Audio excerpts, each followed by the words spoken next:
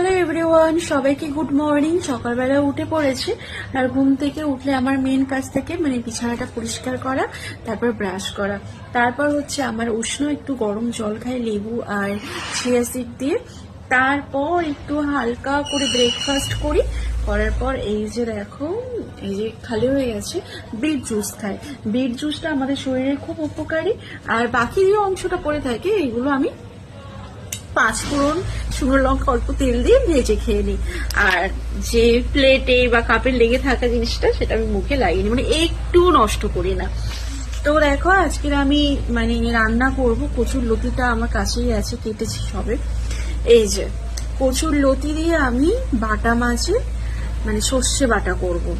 জানি না কেমন লাগবে, ফার্স্ট টাইম ইউটিউব দেখে আমি এই রান্নাটা করছি, তো খেলে বোঝা যাবে। ইউটিউবে রান্না বেশ ভালোই লাগে, মানে যারা মানে যে কাকিমাগুলো রান্না করে খুব ভালোই রান্না করে, আমার তো ভীষণ ভালো লাগে দেখতে, আমি দেখি প্রায় সময়।